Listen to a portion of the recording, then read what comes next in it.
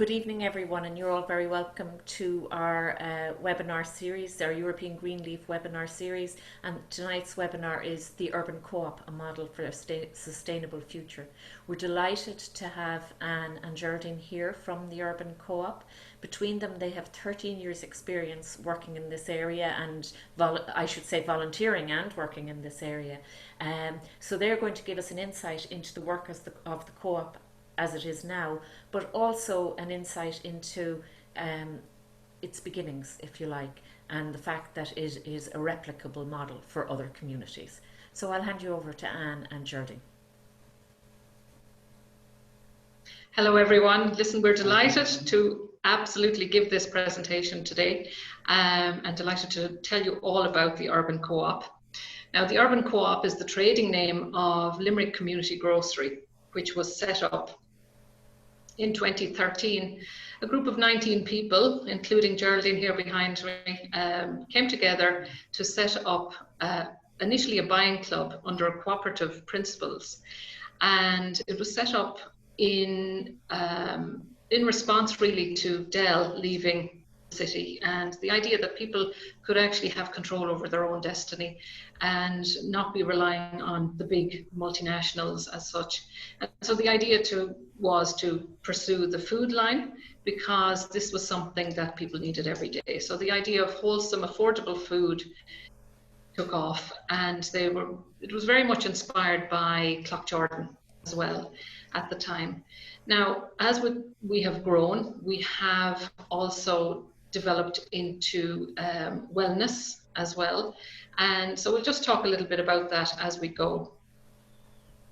So on the next slide, really, what our purpose is, in terms of our memo of association, it was set up to be a community grocery for the benefit of its members.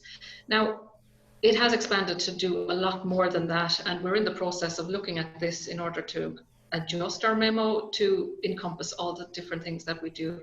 But just to give you an idea, it is a community-led cooperative grocery, providing nourishing, affordable produce, and our emphasis is on supporting the local suppliers and producers, particularly on the organic side. Now, we're very keen, obviously, towards ethical and fair traded products as well. But as time has gone on, we're also recognizing the importance of zero waste and the environmental impact that we're having. So this is very much a driver for the type of produce that we do provide here in the shop. And the whole area of the circular economy is something that we're very conscious of. How close can we get our produce to us? And the idea of linking the consumer to the supplier as closely as possible. Now, for example, some of our producers, they live just maybe 10 minutes away, and so we can get food in very, very quickly. Now, but in the last few years as well, we also facilitate other events, particularly on the well-being theme. And because of our premises here in Eastway, which happens to be our third premises, we do classes such as Pilates, yoga, meditation, sound therapy, counseling. The list is extending more and more as time goes on. So again, we are more towards the wellness hub idea as well.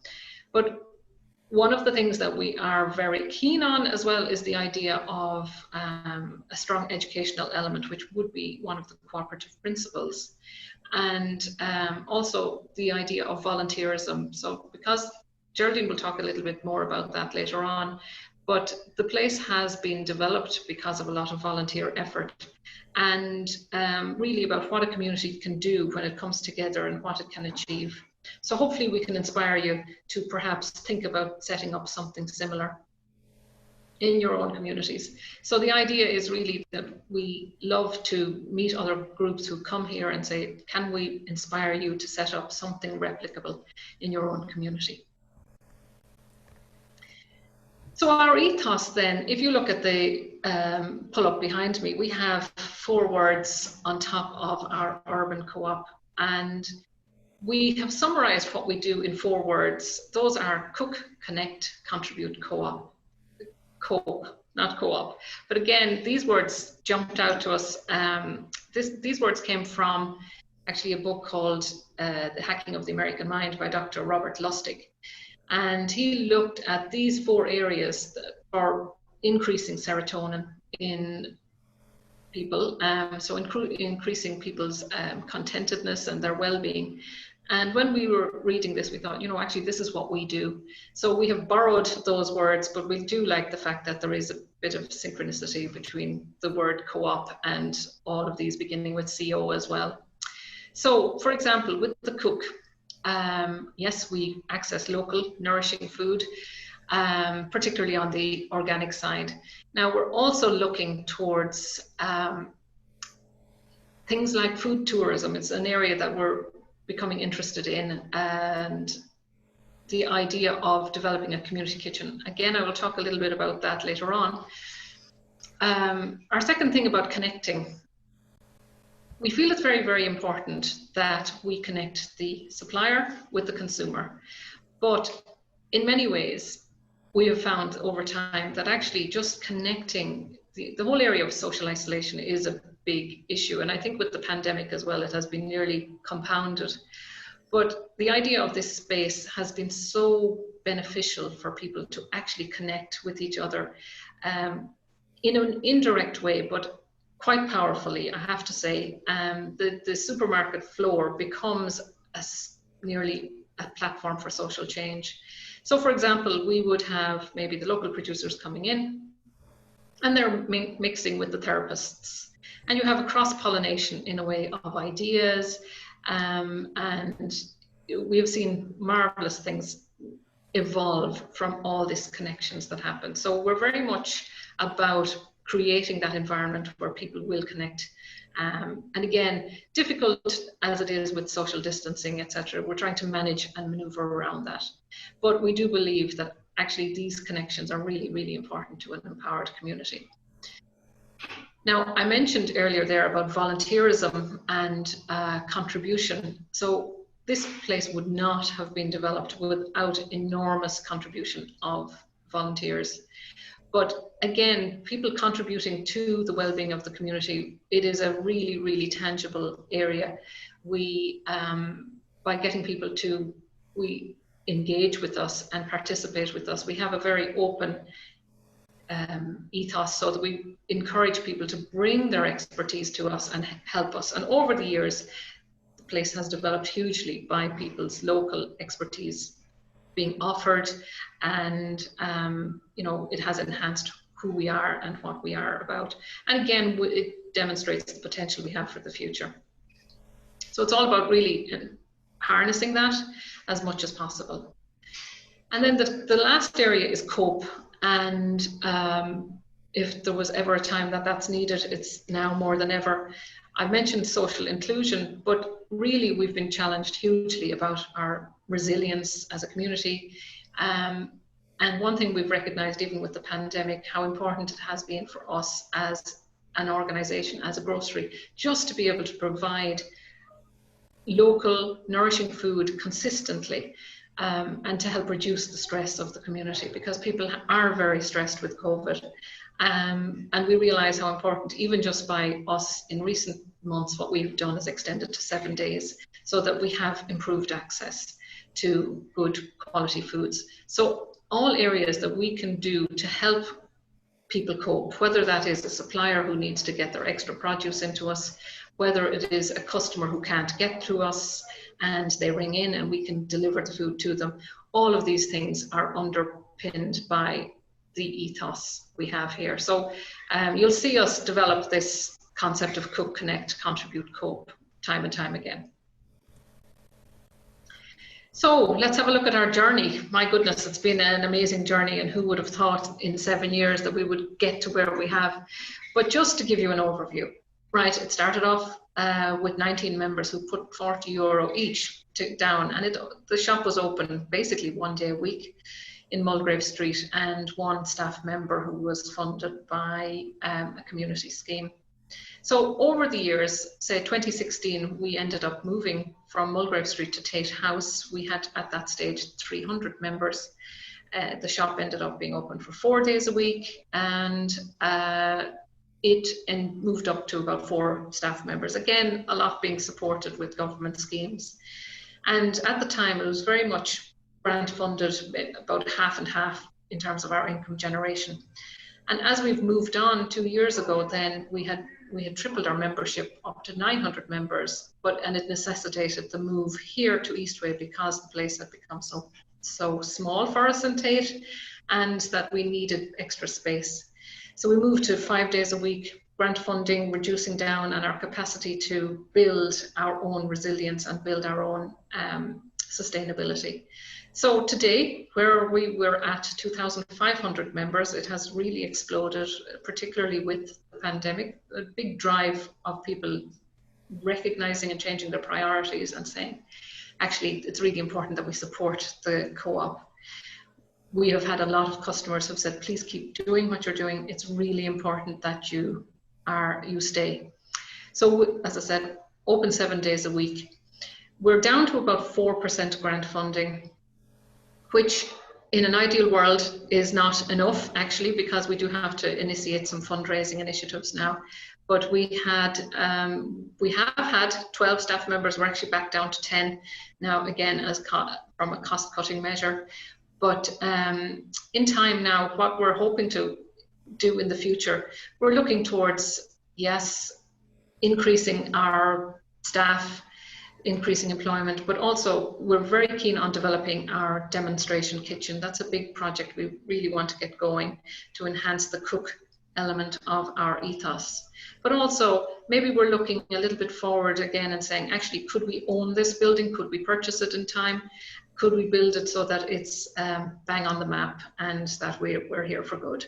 So we are thinking along those lines, and I suppose the pandemic has made us really sit up and say, right, where do we need to go? So these are for the future, and we're dreaming big. So a few snapshots from the co-op. Now, I will say that if you follow us on Facebook, there's plenty of pictures. We do try to keep people up to date on what we do and what we're at. So as you can imagine, this is an old photograph actually from last year. We're not as social distance. There's one of our volunteers, Trish, and one of our producers, Dan, and myself. So one of the things there of the photographs of the bulk supply and an image of our warehouse look, and also our membership fob as well. Just a few snapshots of who we are. And I would encourage people to go and look at our website, look at our Facebook page, and they'll see quite a lot more. But I will also say that it's work in progress at all stages. So I'm going to pass you over to Geraldine in a second now to talk a little bit about our social impact in terms of our volunteering. But just to show you that we have been actually measuring our social impact since last year. And it's been very interesting because not only the place was set up really from an economic point of view, but again, realizing with our social space that we had a social impact. And last year we won the Social Enterprise Development Award through the Social Innovation Fund of Ireland. And this was a very useful prize at the time, because on the accelerator program, we did learn about measuring our social impact, and it's something we're doing on an ongoing basis. But just to give you an idea, and this appears on our annual report on our website, say last year in 2019, our footfall was up 22%, our membership went up 88%, we held about 776 classes or events. That would have included, say, for example, Pilates class. We haven't counted the individuals who've attended it, but if we assume it's about 6 people per class, then you can imagine that this amplifies the impact that we have. At the time, we were 7 employees last year, and our local suppliers were at 69%, where we imported at 31%. We also it's an area that we really want to focus more on, is to bring up the local suppliers to about 75%. Now, the other thing that we did last year, and one that we do on an ongoing basis, we like to liaise with the colleges and the research students. So last year what we did is we had 2 episodes with the universities, LIT and UL. So for example, the university students held a research project on our social impact as well. And we, I'll give you the results of those now in a slide coming up. But in the meantime, we also had students from LIT who looked at our interior design and gave us some ideas in terms of how they could see a vision of what the urban co-op could be like. And they gave us some fantastic ideas as a project. So we have implemented some of those ideas as well. So we love to liaise with university students. And again, it's all about collaboration and contribution to it. So in terms of the volunteering at the co-op, I'll hand you over to Geraldine. We had 37 volunteers and she'll tell you a little bit more about them. Hi, our volunteers, we like to look at marginalised groups such as the probation services, direct provision, people with disabilities, and we've had quite a good number from all of those ranges, so the Daughters of Charity. We also take work experience and TY, and I think the fact that we're, in light of COVID, people are trying hard to get their children the TY experience, so I think the numbers will increase on that here. It's very, very important that the whole co-op started as a volunteer, and the volunteers feel that they're included and that they can make an impact. Some of it is physical work, it might be painting, it might be a bit of carpentry, shelving. More of it is learning about the stock and the stores, maybe on the tills. And they feel included and valued, and when they come in, that they are not judged for who they are or what situation they are. We've made some great friendships. One of our volunteers has said that was his biggest thing. The minute he walked in the door, he was not judged, he was treated the same as everybody else. And volunteers are coming back more now in terms of people where they have no social contact because of COVID. And I had a lady yesterday and a few people last week who were asking how can they volunteer, how can they get involved? And it helps us all to cope. Thank you. Thanks, Geraldine. Again, just to go on to a little bit more detail about that marketing research students in more detail with the master students there. We had some results from their work and it was very interesting what they found. So they looked at, they did some social research where they did some focus groups, some interviews, some questionnaires, and also some observational studies. So they got a good practice in research techniques. But what they found at the time, and again, it was very interesting for us in terms of informing how even we laid out the shop. So, for example, 86% of the recipients on their survey said that they benefited from the staff and customer interactions. So the idea of the social connection. 78% found that shopping was less stressful at the co-op, and 94% found that we were different to other stores, and 80% found that the shop enables them to live a more sustainable lifestyle. So again, it's great to have the baseline so that hopefully as time goes on that we'll add to all this research going forward. So I'm going to hand you back to Geraldine now in terms of our environmental impact and how we're focusing on that. As you can see there from the pie chart on our zero waste, we're going towards bringing that down to a smaller figure all the time. Last year we were at 3% waste out of our sales. We are now down at 0.08%, and we aim to get that lower again. Some of the ways we're doing this is to increase our plastic-free alternatives. in our products to increase our bulk line refill. So you can come and get all your cleaning, your shampoo, conditioners.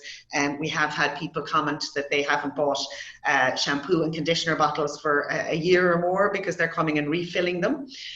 We also have the dried goods, foods, and we recently have olive oil and vinegar on balsamic vinegar from Italy that you can come in and get in bulk. We are looking at some of the plastics where a lot of it is compostable, the packaging, and we're looking at sourcing locally sustained farming alternatives compared to imports. We also get people coming in and customers and seeing what's on the shelves and going, oh, I could make that. Would you be interested in buying local rather than imports? And obviously, yes, we would.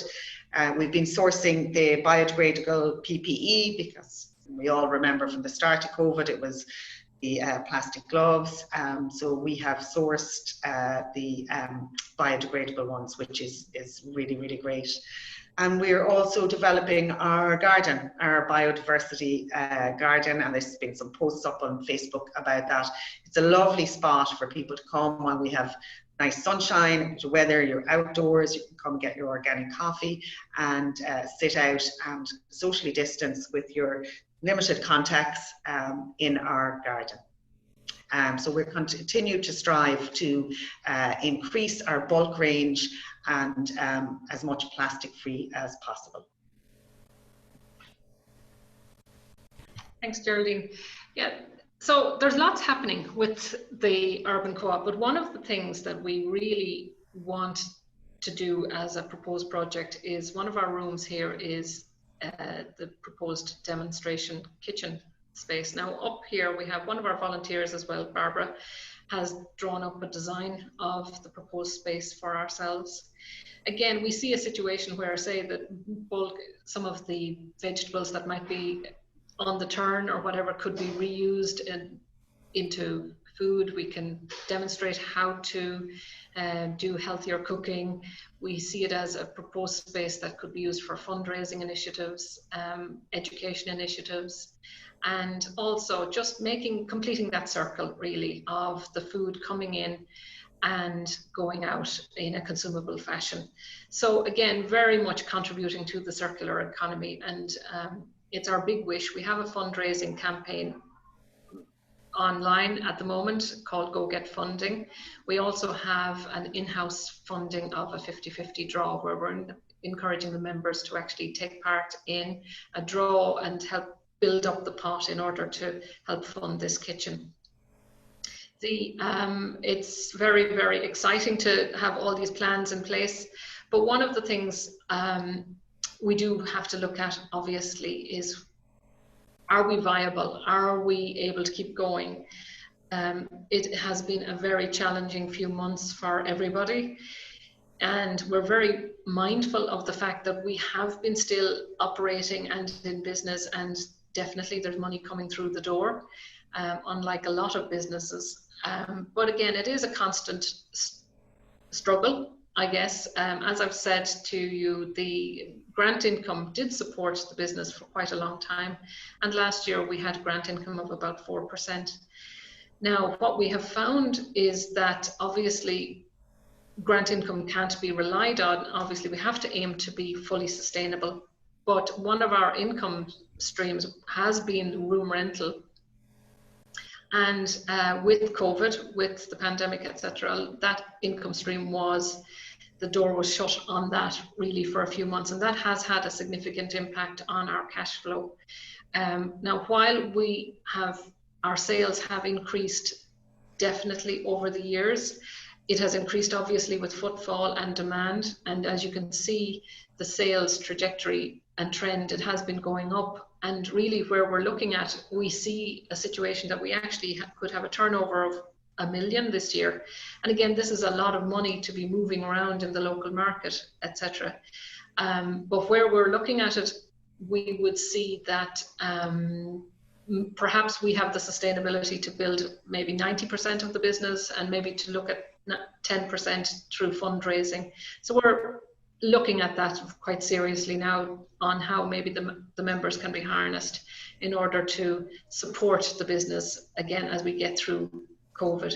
Again, very, very uncertain days for everybody, but we certainly recognize that we have a business that, you know, in a pandemic is still viable, and that we can pull ourselves through this with a bit of concerted effort. So COVID-19, again, we're trying to be very positive with it. And as Geraldine said, you know, we've done various things to include, you know, underpinning our ethos. So things that I've mentioned already include the 7-day opening to allow access to the food for everybody, regardless of when they're working. We've definitely had extra suppliers that come on board. You know, with the markets closing at the time, a lot of those markets suppliers ended up coming to us and saying, can we sell our food, their food through us? Again, it's put pressure on us to get extra storage space, extra fridges, extra freezers, all of that. So it's been, you know, we've had to invest a little bit. We've had to invest in more staff. Our payment options, obviously, as everyone is going away from cash, that our systems, like things like improving our data cabling, so that we can rely totally on our internet, etc. So all those things had to be done because of COVID-19. And again, we were operationally, we had to do a bit of restructure, because while volunteerism has been the backbone of the Urban Co-op, the reality is at the beginning of the pandemic, a lot of the volunteers went home. And so we had to operationally restructure the board in order to get people on the floor and doing the work in order to keep the business going. So far so good. We've been able to keep ourselves going. Huge learning along the way, I have to say, but at the same time, we do recognize that actually through adversity comes lots of opportunity. And so we have a fantastic team here, I have to say, and it's a privilege to be in this position where that we can work together and still provide a really valuable service to Limerick. So how about a virtual tour? Maybe I'm doing a lot of talking. Let's bring you on the tour.